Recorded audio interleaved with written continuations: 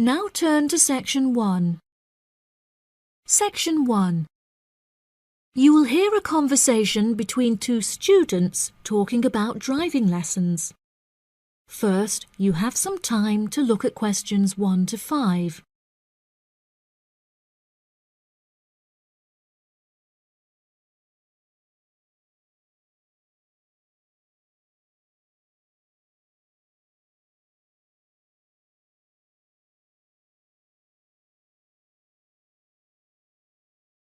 Now we shall begin. You should answer the questions as you listen, because you will not hear the recording a second time. Listen carefully and answer questions 1 to 5. Hi, Zach. I heard you passed your driving test. Congratulations. Thanks, Olivia. I passed just last week.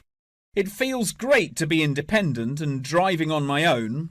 I really want to take driving lessons, but I haven't been able to find a driving school that will give lessons during the weekends, so that I don't have to miss any classes at college.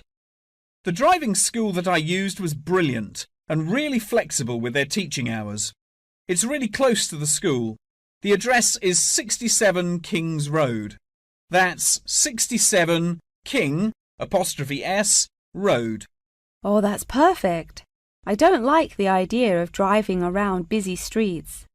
Did your teacher make you drive in urban areas, or did he mainly teach you on roads in the countryside? My teacher said that I had to learn on both in order to become a good and experienced driver. We would start in the city centre and then drive north above the city. He sounds like a good teacher. Would you mind giving me his contact details so I can ask him for lessons? Of course. My mother's friend Daniel Smith referred me to him. His name is Alan Sutcliffe. Could you spell the surname, please?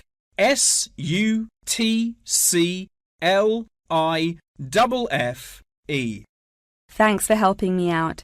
I'll give him a call tomorrow. I don't know if I should learn in a manual or automatic car. How do I decide? I wasn't sure which type of car to learn in either.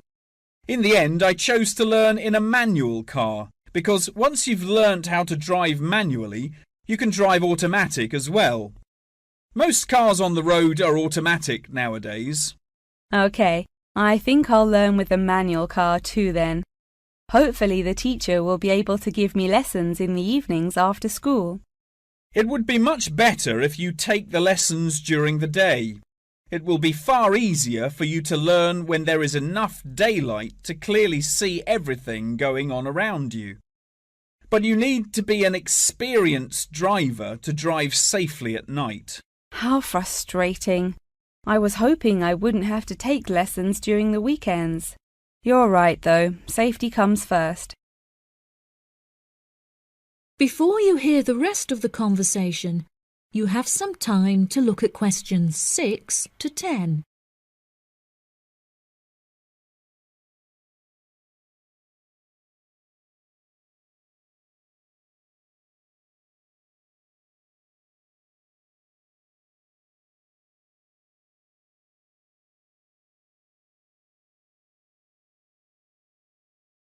Now listen and answer questions 6 to 10.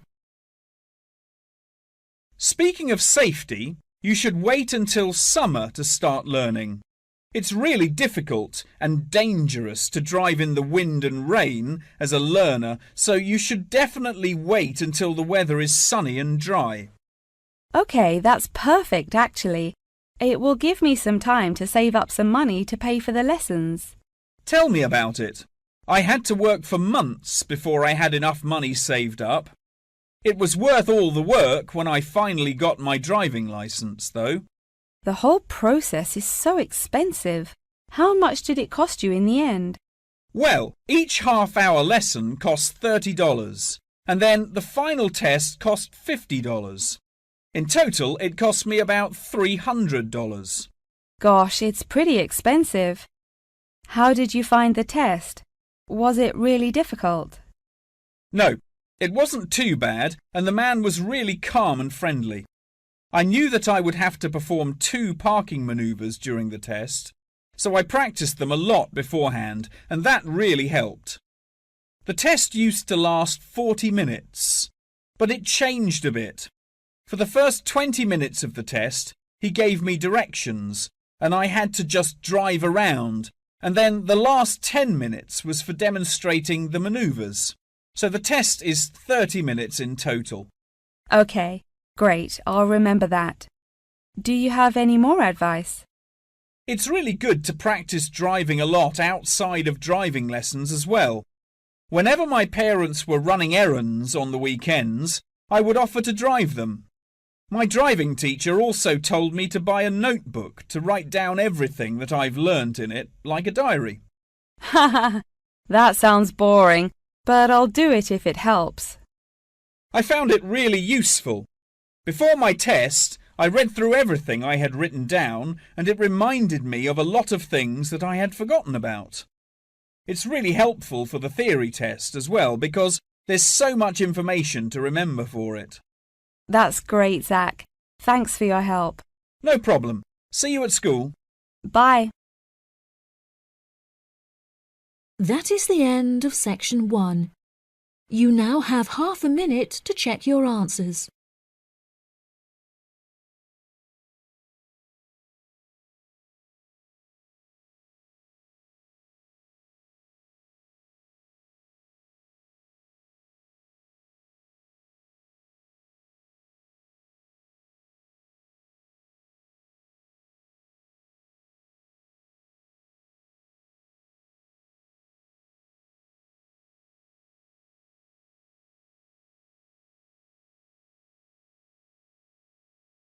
Now turn to section 2. Section 2. You will hear part of a talk about Mount Rushmore given by a tour guide. First, you have some time to look at questions 11 to 15.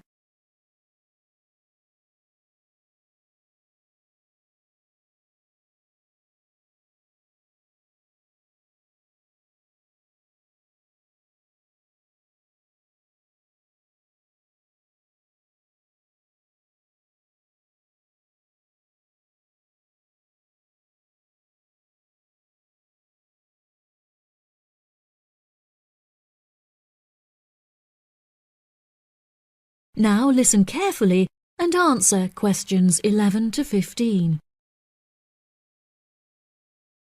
Good morning, everybody, and welcome to Mount Rushmore. To start your visit, I'm just going to give you a brief account of the history of the memorial before letting you roam about on your own. I won't keep you long, okay? Mount Rushmore is South Dakota's top tourist attraction and features the heads of 4 United States presidents: George Washington, Thomas Jefferson, Theodore Roosevelt, and Abraham Lincoln. Each head is 18 meters tall, which is taller than the heights of 11 people combined. The sculptor initially wanted to depict the presidents from head to waist, but due to a lack of funding, the construction had to stop before this vision could be realized. In total, it cost the government $1 million to sculpt the heads at Mount Rushmore. Before the construction of the presidents' heads, the mountain was just bare rock and forest, attracting only a few hikers a year. The new carving at Mount Rushmore has become an iconic symbol of presidential greatness and has appeared in works of fiction and other popular works. The sculpture has also worked perfectly as a way to develop tourism, which was its intended purpose, and now attracts over 2 million people a year. The original plan was to carve the presidents' faces into the granite pillars known as the Needles. However, the sculptor soon realized that these rocks were too eroded and delicate to support such a large sculpture. Instead, he chose to locate the carving at Mount Rushmore due to its grand appearance and brightly lit rock faces that experience maximum exposure to sunlight throughout the day as a result of the southeast orientation. Upon seeing Mount Rushmore, the sculptor declared, "America will march along that skyline." The name of Mount Rushmore also has an interesting history. The location was originally known as the Six Grandfathers. However, during an expedition in 1885, the mountain was renamed after Charles E. Rushmore, a prominent New York lawyer who joked that his annual treks to the mountain had earned him the right to have it named after him. 40 years after the mountain was renamed, Charles E. Rushmore donated $5,000 towards the sculpting of the president's heads, the largest single contribution. In 1927, the construction work started and 7 years later was complete with no fatalities. So that's the history for you. If you'd like any more information, please feel free to ask me questions, or you can soak up the information from our fantastic guidebook. Before you hear the rest of the talk, you have some time to look at questions 16 to 20.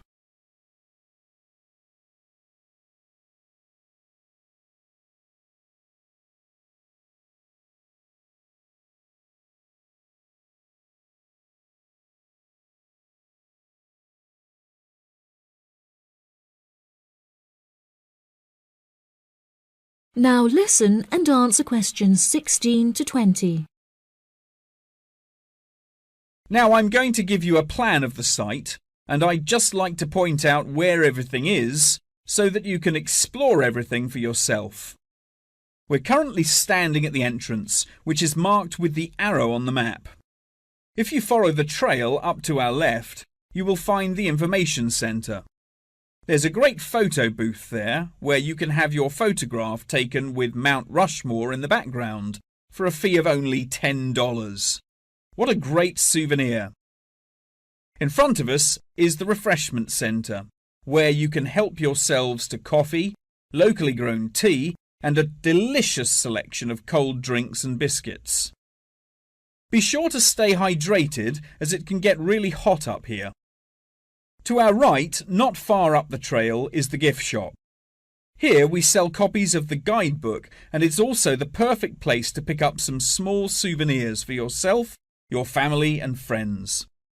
Now, further up the trail, behind the gift shop, is a big stone building with a workshop. This is where all of our souvenirs are made by hand, which you can purchase in the gift shop, like I said before. Some are even carved from pieces of rock taken from Mount Rushmore itself. If you carry on walking up the trail past the workshop, you'll find our state-of-the-art visitor centre, where you can find maps of the walking trails here at Mount Rushmore. Now for the real treat.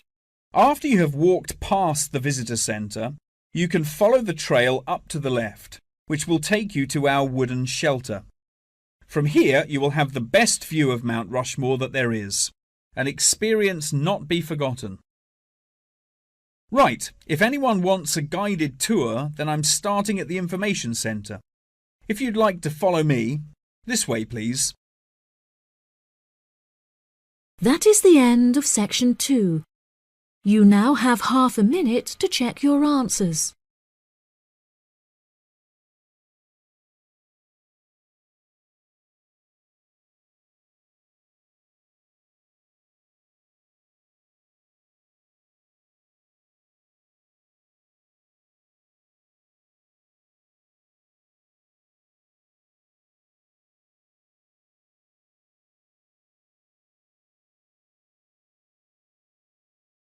Now turn to section 3. Section 3. You will hear a conversation between a professor and a student talking about taking a course. First, you have some time to look at questions 21 to 25.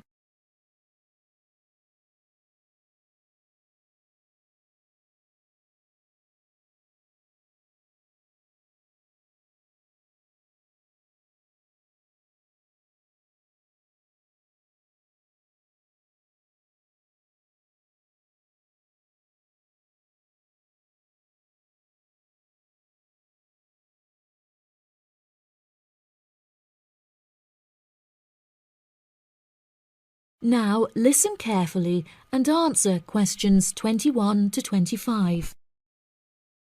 Excuse me, Dr. Twain. May I speak with you for a minute? Of course, please come in. I'm Charlotte York. I'm considering taking your course in tourism. Right. Well, Charlotte, how can I help you? I have been considering studying tourism. However, it is such an important decision that I would like to seek some advice about it first. Would you mind answering some of my questions? Absolutely. Fire away. Well, I have been discussing courses with my parents, and they are concerned that I will not be able to get a well-paid job with a degree in tourism. The reason that I want to study the course is that I have a great interest in the subject, and I think I would really enjoy it. I believe the only way that I will enjoy my life is if I enjoy my career. Happiness is far more important than money, don't you think? Absolutely. I would much rather be happy and poor rather than rich and miserable. Money cannot buy you happiness. I'm glad you agree. You needn't worry about money, Charlotte. A large part of the tourism course is dedicated to teaching students how to manage finances, a skill that you can apply to your everyday life as well. I would also recommend that you take a sideline course in time management, as this can be incredibly useful in efficiently planning your workload. Efficiency is the key to success. I'll remember that. Now, I have found that some students have natural talents that really help them to succeed in the course. Communication skills, for example, can be very beneficial. Do you have any strengths? Maths was always my favourite subject at school, so I really enjoy solving mathematical problems. However, I find statistics quite difficult. I have always been very capable and self-sufficient. I have a lot of confidence in my abilities and will take the initiative in situations without needing to depend on anyone else for their help. That's a really great quality to have and will be particularly useful if you choose to study tourism. That's great. I would recommend that you spend some of your time researching the course. A lot of people who are uneducated on the subject claim that tourism is a shrinking industry and that it will become irrelevant in the future. If you study the published research, however, you will see that the truth is quite the opposite. The industry has, in fact, grown significantly as people have developed an ever-increasing interest in culture and travel. Have you compared the university course with a polytechnic? Yes, I have. I was interested in studying the course in modules. However, the university doesn't offer that option. I don't have enough funds to be able to attend an expensive university, so I was relieved to see that the course is quite affordable. I also considered attending a summer school instead of university to save money, and so that I could work during the rest of the year. But I really wanted the university experience. I think that university would suit you well. Before you hear the rest of the conversation, you have some time to look at questions 26 to 30.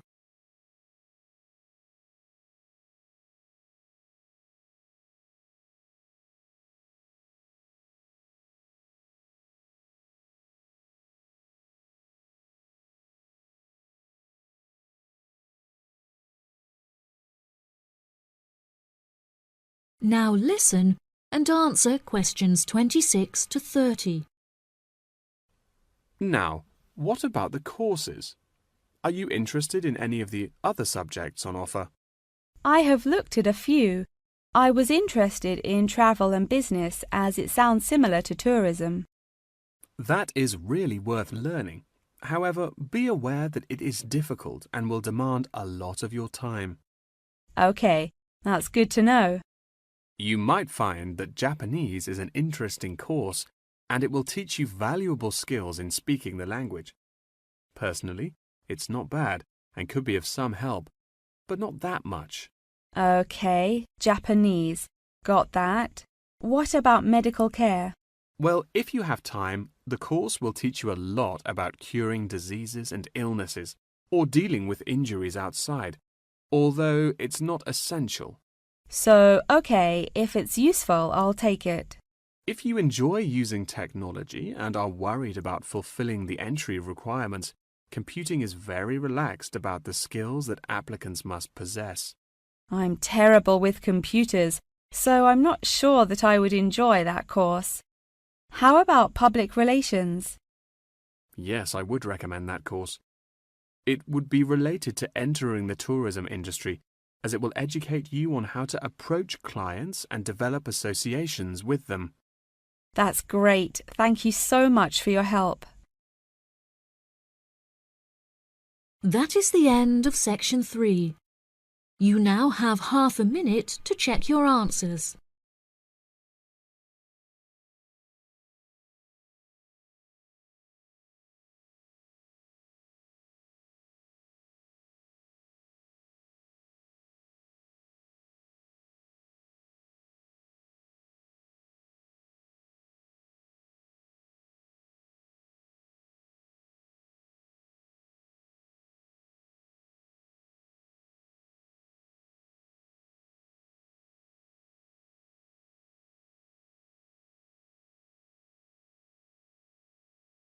Now turn to section 4. Section 4. You will hear a talk about the practice of company outsourcing. First, you have some time to look at questions 31 to 40.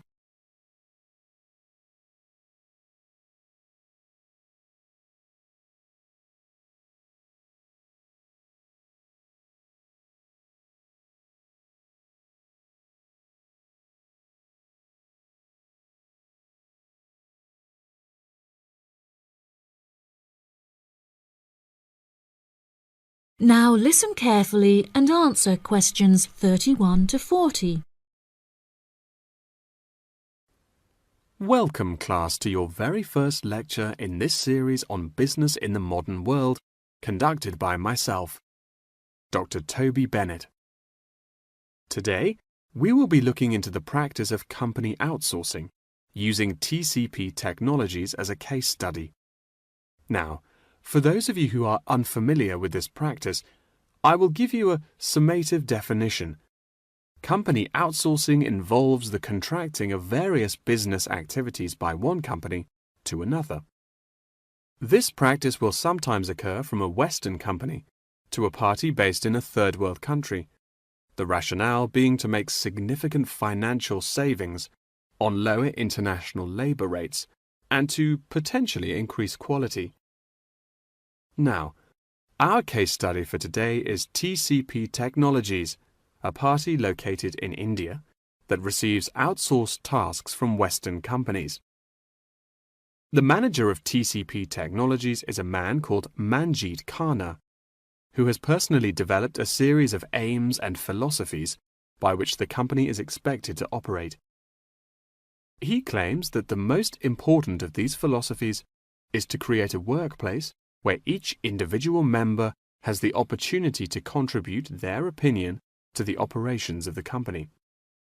That is to say that he found it important to develop a democratic environment. As a means of ensuring quality from every individual at TCP Technologies, a grading system has been developed that encourages an ethos of hard work and recognizes accomplishment. This grading of individuals is based upon a series of factors such as turnover, hours worked, and efficiency. Every month, Khanna publishes the grades on an internal website, where staff can access not only their own grades, but also compare it to others. A spirit of playful competitiveness has developed through this method, which has resulted in increased efficiency and turnover across the company.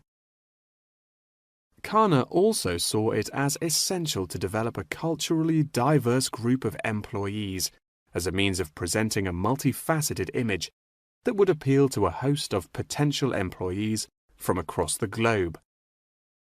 This cultural openness has not only increased the quantity of incoming contracted opportunities by 7%, but has also benefited the company itself significantly. A level of transparency now exists that had not before been apparent. According to questionnaires carried out recently, these newly introduced measures have significantly increased the rate of staff satisfaction, which has subsequently led to an increase of 32% in the company's income. These figures are truly admirable and serve as a testament to the measures that Kana has introduced to the workplace at TCP Technologies. In a recent interview published by The Economist, he declared, "The figures speak for themselves. My system works." When asked if he had any advice for companies on methods they could employ to streamline workflow and increase turnover, he replied, "It's simple, really.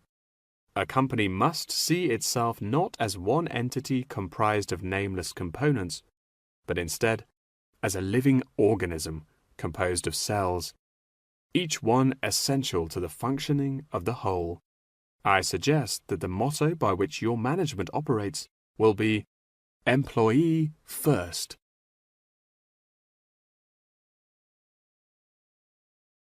Many benefits have been reaped from the aforementioned changes in management style, such as a significant decrease in staff turnover. This improvement alone has solved many problems that had before stunted the growth of the company.